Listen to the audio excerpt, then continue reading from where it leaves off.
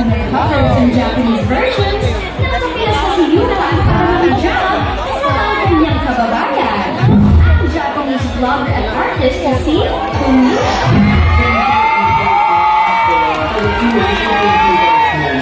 Kuya from PBB. Kahit mahirap ang buhay, kaya because you guys have changed my life. Hindi ba rin siya makahanap ng kanono o girlfriend?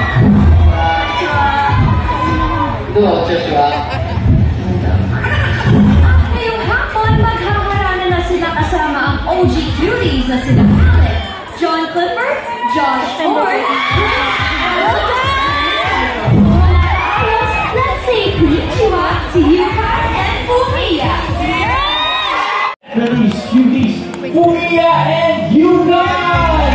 Yes! Welcome to all of you guys! Hello! Happy naman yung mga Pinoy followers. Greet your Pinoy followers. Hello everyone. Bakit kapuso?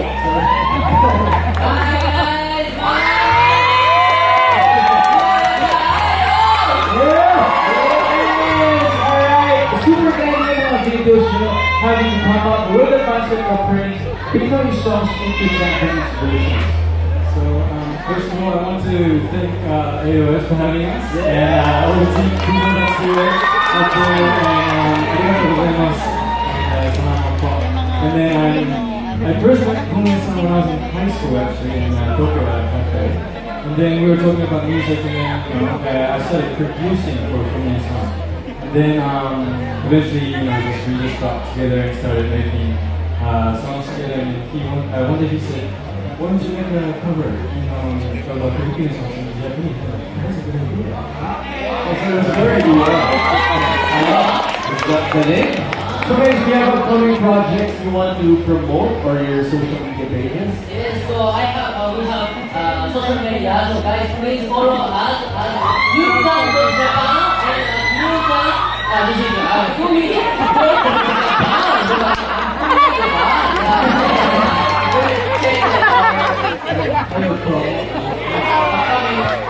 Please check it out. Thank you so much. Once again,